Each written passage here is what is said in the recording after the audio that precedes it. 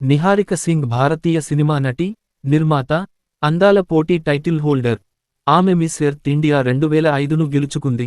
Miss earth 2005లో భారతదేశానికి ప్రాతినిధ్యం వహించింది. ఆమె 2012 కేన్స్ ఫిల్మ్ ఫెస్టివల్ అన్సర్టెన్ రిగార్డ్లో పోటీ చేసి విమర్శకుల ప్రశంసలు పొందిన డ్రామా మిస్ లవ్లీలో తన నటనారంగ ప్రవేశం చేసింది. నిహారిక 2016లో బెర్లినేల్ టాలెంట్స్కు ఎంపికైంది. 1982 ఆగస్టు 31న న్యూఢిల్లీలో జన్మించిన నిహారిక తన బాల్యాన్ని ఉత్తర భారతదేశంలోని వివిధ పట్టణాలు, హిల్ స్టేషన్లలో గడిపింది. ఆమె తన పాఠశాల విద్యలో ప్రధాన భాగాన్ని నైనిటాల్ ఒక బోర్డింగ్ పాఠశాలలో చేసింది. ఆమె తండ్రి ఉత్తరప్రదేశ్, తరువాత ఉత్తరాఖండ్ రాష్ట్ర ప్రభుత్వ పర్యాటక విభాగంలో పనిచేశాడు. ఆమె తల్లి న్యూఢిల్లీలో డిజైన్ ఇన్స్టిట్యూట్ నడిపింది. ఆమె ఇద్దరు సోదరీమణులలో పెద్దది. కెరీర్ 1999లో డెహ్రాడూన్ ఒక డిజైన్ ఇన్స్టిట్యూట్ కోసం రాంప్లో మొదటిసారి నడిచినప్పుడు ఆమె మోడల్గా పనిచేయడం ప్రారంభించింది. ఆమె బి.కామ్లో డిగ్రీని అభ్యసించింది. ఆమె కొంత ఆదాయం సంపాదించడానికి మోడలింగ్ అసైన్మెంట్లను కొనసాగించింది. నిహారిక అనేక ముద్రణ ప్రచారాలు, ఫ్యాషన్ మ్యాగజైన్లు, మ్యూజిక్ వీడియోలలో పనిచేసింది. 2003లో వినోద వ్యాపారంలో పూర్తి స్థాయి వృత్తిని కొనసాగించడానికి కళాశాల నుండి తప్పుకుని ముంబై వెళ్లాలని నిర్ణయించుకుంది. ఆమె 2005లో ఫెమినా మిస్ ఇండియాలో పాల్గొని, Miss photogenic, Miss beautiful hair ఉపశీర్షికలతో పాటు మిస్ ఎర్త్ ఇండియా టైటిల్ను గెలుచుకుని 3వ స్థానంలో నిలిచింది. ఆమె ఫిలిప్పీన్స్లో జరిగిన మిస్ ఎర్త్ 2005 భారతదేశానికి ప్రాతినిధ్యం వహించింది. దేశవ్యాప్తంగా వివిధ బ్రాండ్ల కోసం అనేక టెలివిజన్ వాణిజ్య ప్రకటనలు, వివిధ ప్రకటనల ప్రచారాలలో కనిపించింది. 2006 ఫెమినా మిస్ ఇండియా పోటీదారులతో కలిసి reality TV series Banoongi Main Miss India ఆతిథ్యం ఇచ్చింది.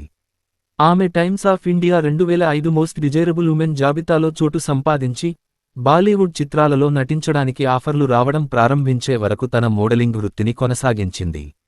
2006లో బాలీవుడ్ దర్శకుడు రాజ్ కన్వర్తో ఇంద్రజిత్ ఫిల్మ్స్ పతాకంపై 10 చిత్రాల ఒప్పందంపై సంతకం చేసి నిహారిక సినీ జీవితం ప్రారంభించింది.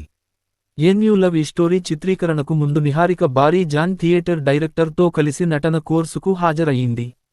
ఈ చిత్రం నిర్మాణ సమయంలో అంతర్గత విభేదాల కారణంగా నిర్మాత భూషణ్ కుమార్ ఫైనాన్స్ను ఉపసంహరించుకొని, అసంపూర్తిగా ఉన్న వెర్షన్ను డబ్ చేసి, తారాగణం సిబ్బందికి తెలియకుండానే ఈ చిత్రాన్ని నేరుగా ఒక టెలివిజన్ ఛానెల్కు విక్రయించాడు.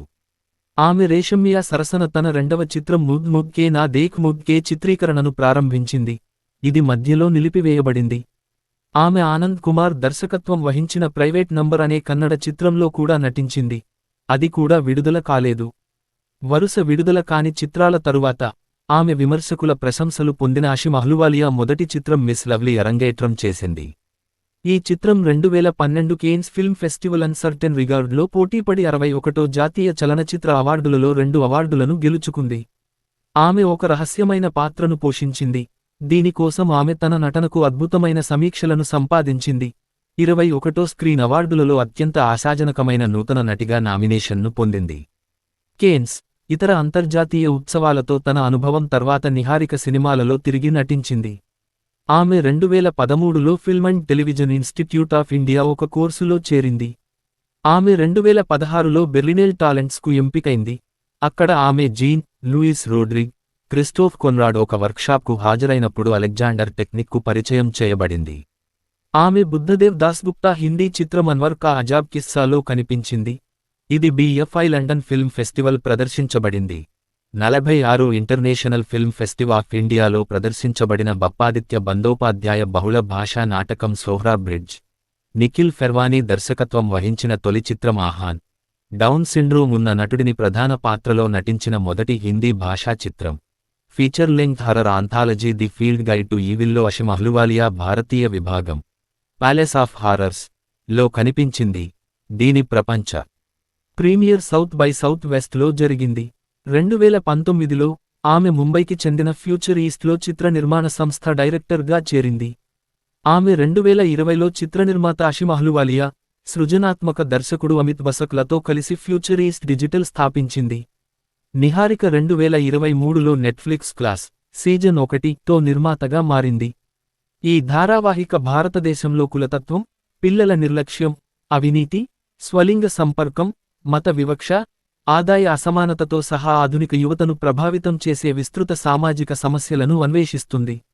ఉత్తరాఖండ్లో ఆమెకు ఘన స్వాగతం లభించి ఆమె మిస్ ఎర్త్ ఇండియా కిరీటాన్ని కైవసం చేసుకున్న తరువాత రాష్ట్ర అతిథిగా ప్రకటించారు. అదనంగా ఉత్తరాఖండ్ గవర్నర్ సుదర్శన్ అగర్వాల్ ఆదేశాల మేరకు 2005లో రోటరీ బ్లడ్ బ్యాంకుకు గుడ్విల్ అంబాసిడర్గా నియమితురాలైంది.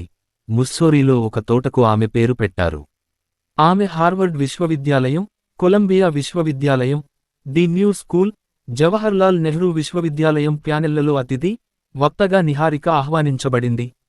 మోడల్గా సంవత్సరం ప్రదర్శన ఆర్గనైజర్ టైటిల్ గమనిక 2005 Femina miss India times group miss earth India miss beautiful hair, miss photogenic కోసం ఉపశీర్షికలను కూడా గెలుచుకుంది. 2005 మిస్ ఎర్త్ రంగులరాట్నం ప్రొడక్షన్స్ భారతదేశంనకు ప్రాతినిధ్యం వహించింది.